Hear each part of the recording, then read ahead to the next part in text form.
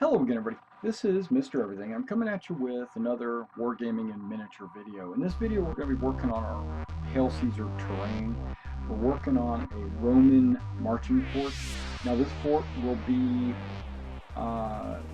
traditionally what it is it when the Romans would go on campaign or they would march from point A to point B, when they set up camp, each legion would build a fort, and they would either carry it on their back with them as timber, or they would get the timber at that location, chop it down, and put up some real quick fortifications.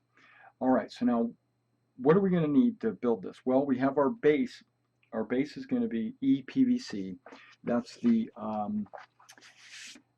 EPVC. I cut it out into a 12 by 12 square, and I've already beveled the edges. Okay, so this is already pre-cut. I cut this out, used an X-Acto, chop, trim the sides, got my beveled edges. This is going to be the base of the, it's not a mile fort, it's the marching fort. Okay, now the marching fort has a dirt berm that is like dirt was piled up around the outer edges to elevate the people that would be guarding the walls, right? So we need to elevate the edges, and then we're going to make walls. Now, these walls are traditionally timbers that were just stuck in the ground, and sometimes not, but sometimes they were sharpened on the top. What I'm not going to worry about sharpening it on the top. What I'm going to do is I'm going to use skewers. Okay, now these skewers, you can get a bag of, I don't know how many are in this bag, probably close to 100 skewers, and these are like for shish kebabs or something like that that you would cook with. And then I'm going to use my wire cutters, or just simple, snippers, cutters to cut these, right? And I'm just going to cut like a bajillion of them. I'm going to need like, probably need all of them, but it's going to go all along the outer edge. And then we'll worry about the doorway separately, and then later on, maybe in a future video, we'll build something in the middle, maybe some tents, maybe a building. But for this project, it is just going to be the walls and an opening for the doorway. Later on, I might put a doorway. I might also put a tower. I haven't decided if I want to do that on this video. I probably will not. All right, so let's go ahead and get started. Now, how am I going to make my raised area? Well, I am going to use spackle to cover everything, but as a filler, what I'm going to use is cork. I'm going to use simple cork, and luckily enough, these pieces of cork come in 12 by 12s. So you could technically, if you wanted to, stack these up as high as you wanted and then just cut out the inside. I'm not going to do it that way because I feel that that's a waste of the inside cork. So because I need it to be stacked more than just 2 high, I want it to be actually 3 high.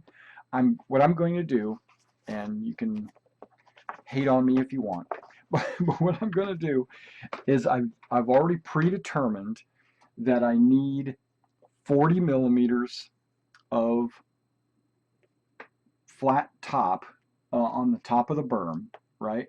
And then I want a gentle slope in the front and a very steep slope in the back. So I measured 70 millimeters in would be the start of the slope in the back. And then I want to give it about 20 more millimeters slope in the back.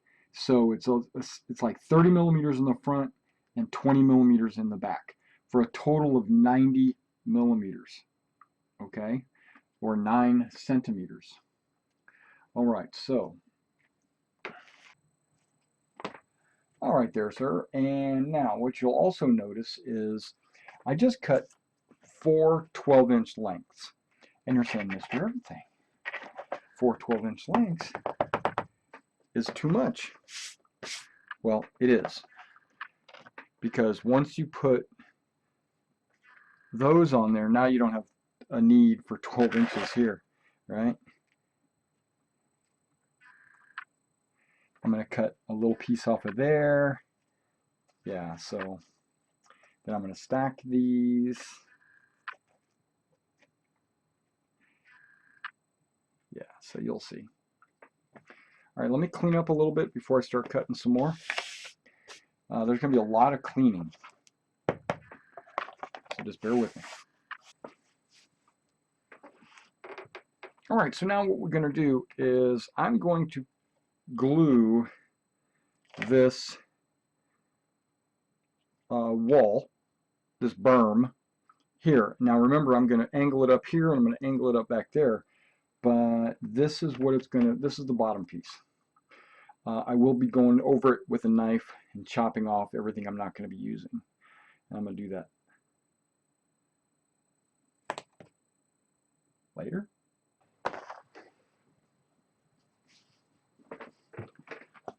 Alright guys, I've decided to make a slight adjustment, so I went ahead and trimmed those off a little bit smaller. I went ahead and went with a total of about 70 millimeters per side.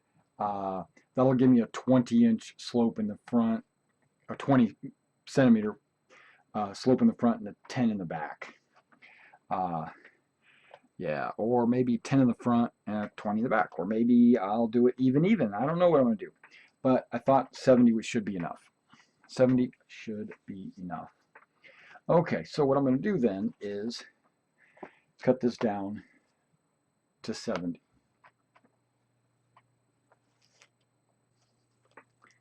There we go.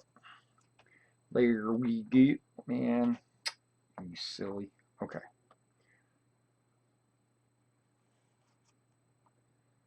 It's overflowing. Okay. Squeezing it too much. Now I need to do a front as well, but because there's going to be a door or doorway that goes in right here, and I want that to be about a base width. I don't want it to be too much bigger than that. So, but I do want it to be slightly bigger than that. And this is the wall width and all that. Okay. Because I'm going to be putting these down in there as well. That looks good. Let's cut it.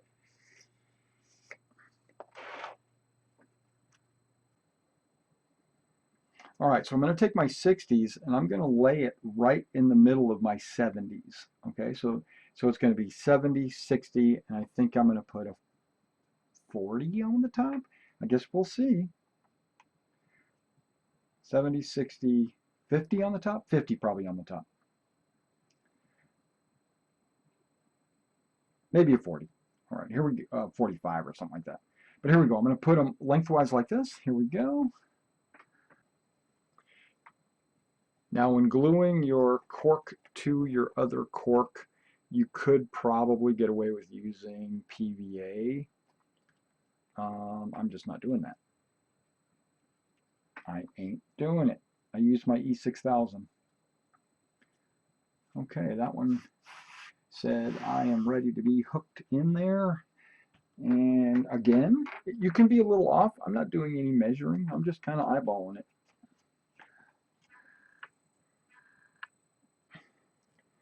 Now, I've considered, because this was going to be a hasty fort, leaving it only 2 levels, right? Leaving it at 2 layers. But, you know, I'm looking at my miniatures, and I'm looking at how tall that berm would be compared to these models standing up on the berm, models inside the fort. That's not enough. I need it to be one level higher. I need it to be, yeah, I need it to be that high, and these guys being down below. Okay, so we're going to go one level higher. All right, so what you're seeing is the fort is starting to develop. Let's go ahead and clean this up and then come back to it. All right, so the fort is starting to develop. You're starting to see the palisades. Now we need to put the, well, first of all, I need to trim it around the edges, right? And then I'm going to put the spiky things in. I don't know what you would call those. The posts, the walls actually, that the figures will sit behind, because the figures will sit up on the palisade behind these stone wall, these wooden walls. I guess that's a berm. This is the palisade. I don't remember. All right, guys, these guys have started to dry. It's really starting to set pretty good. I went ahead and dropped some Elmers into the cracks just to kind of seal everything up. So now, this is going to be the really messy part. I'm going to take my hobby knife and I'm going to try to get rid of these ledges. If they go like this, that's okay. If it does that, that's fine. Perfect straight berms would be nice. I don't want to reduce the width of the top, because if you take a standard 40 millimeter base and I put it all the way back, I don't have that much room here. Okay, so what I'm planning on doing is when I do the palisades, I'm going to line it up to the front like this. So figures should be able to be moved all the way up to there. So I could trim a little bit off this back. I could actually trim quite a bit off the back, because it's okay if your figures kind of overhang like that. That's okay. Just don't have it more than half your models, because then they'll just fall off. So you don't want to have it too much. Okay, and we'll get to that in a minute. Okay, it might be easier for me to cut from the bottom up. Yeah, it is.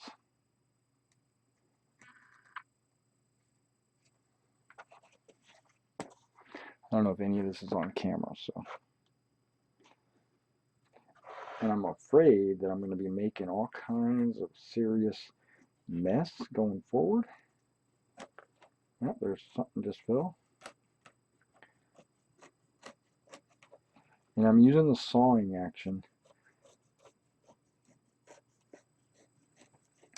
Okay, I went and got my thin-handled blade that I have, and see if that makes a difference. Oh yeah, it helps quite a bit actually. Right tool for the right job. Okay, cutting from the bottom upwards.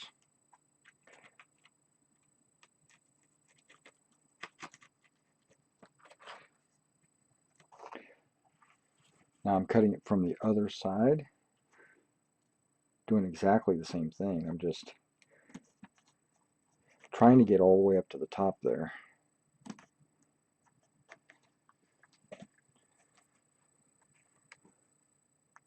The camera angle is horrible for you guys, and I'm sorry, I can't reach around.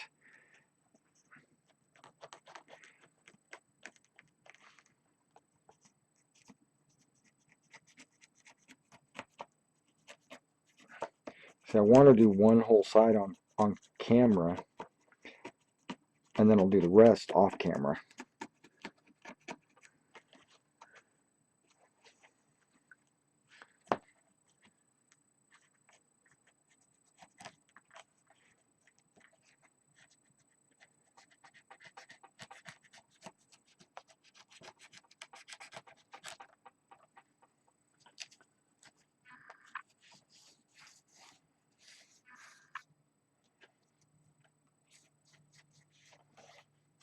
All right, so you can kind of see how I'm doing that right there. Now that's the berm.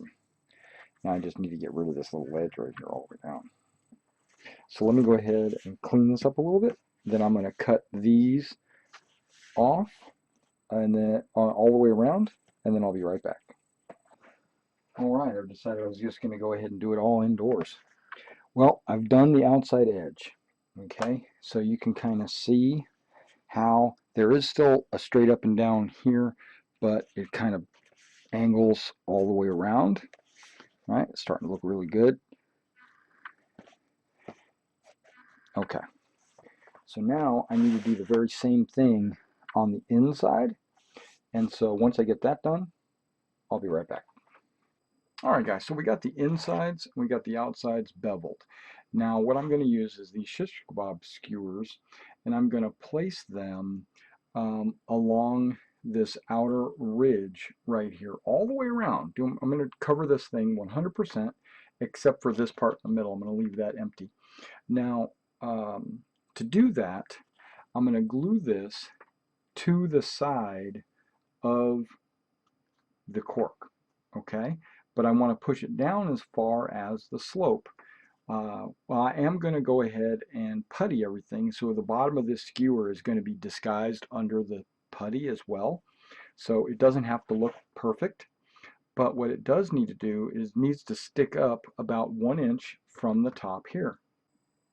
1.5. Okay, so I'm cutting these to length at 1.5 inches. So what I need to do now is just maybe mark a bunch of them at 1.5 inches. Grab a bunch, mark them at 1.5 inches, and just start cutting them. All right, guys, man, I don't even want to know how many I cut, but I've cut some 2-inch poles. These are 2-inch poles as well. I've cut some 1.5-inch poles, and I've cut some 2.25-inch poles with the spikes on them. Now, these skewers come with one end with a spike already on it, and that's convenient because I'm going to use that spike and I'm going to jam it down into the cork and at even intervals around the whole fort. And what that'll do is I'm going to jam it all the way down to the base. It'll not only will it hold the cork together, but it will also secure those poles all the way around.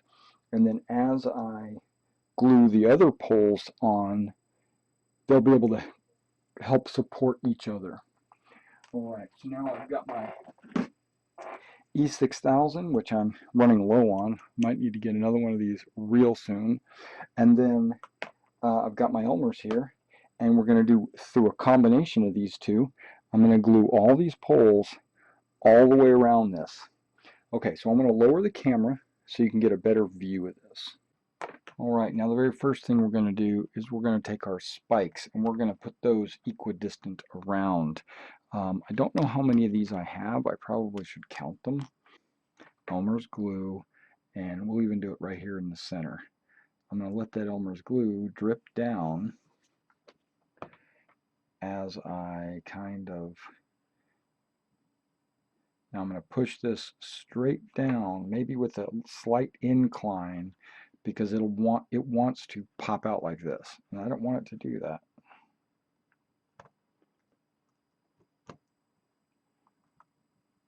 All the way down.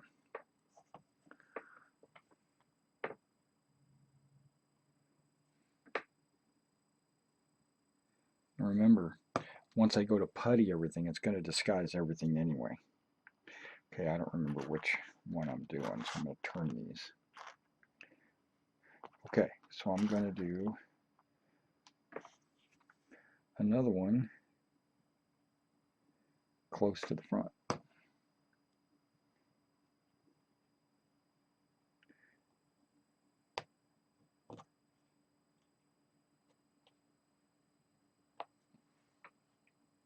So far, so good. Alright, I am recording this. Okay, stop. Good.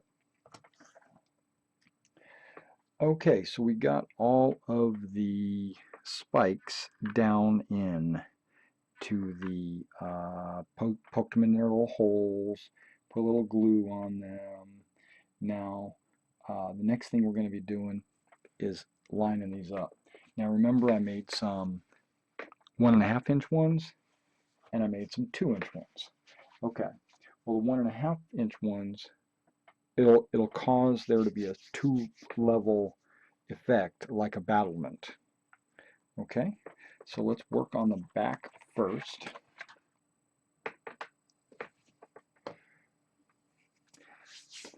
Okay, so you get the general idea of what I'm doing here with the long pieces. Now let me go ahead and get the long pieces on, and then I'll be back. Okay, now what we're going to do is we're going to start working with the smaller pieces, but we're going to put those in between. Now I just slap on some E6000. I found this to be a lot quicker. And then I grab about 5 or 6 of these. I kind of level them off together. And then whatever the gap is, I probably need a 7th one here. And then what I do is I just put them all in simultaneously.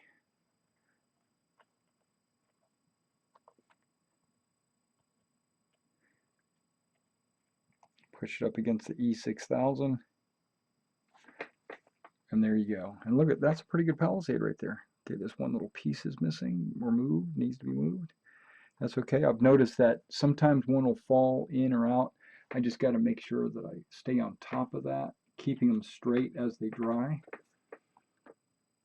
Can't like let it go and then walk away until it starts setting hold. Once it starts setting hold, then you can do that. Okay, E6000 all the way across here. That looks like another group of about 6 or 7. Grab 6. Not enough. Grab a 7th one. That's probably also not enough. I probably need an 8th one. Oh. Okay. And then I just press them all in at the same time.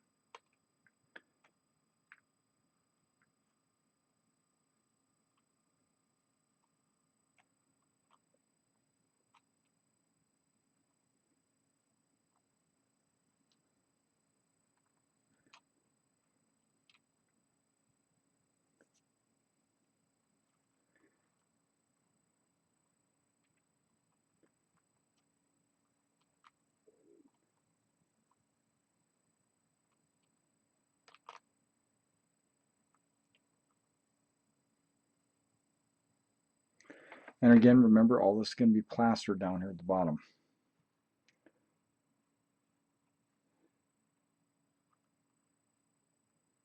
There we go. Perfect. All right.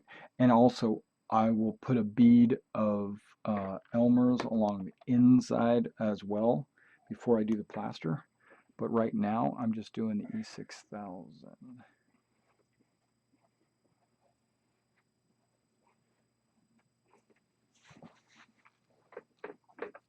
Alright guys, I've gone ahead and I've been able to get all the pegs over there, and I've even took some of my 2.5 inch hobby sticks that I bought for the row houses, and I went ahead and lined the inside of the walls.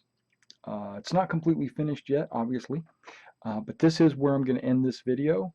It's getting really late. What I'm going to do is also allow this to dry, and then the next step is to actually apply some spackle to this. So I'm going to set this off to the side, let it dry, and then we'll continue the video in part 2, and where we might be able to finish it in part 3, because I probably have to put the spackle on, let it dry. I might be able to do it in this part 2. Okay, so let's take a break, and I'll see you next time.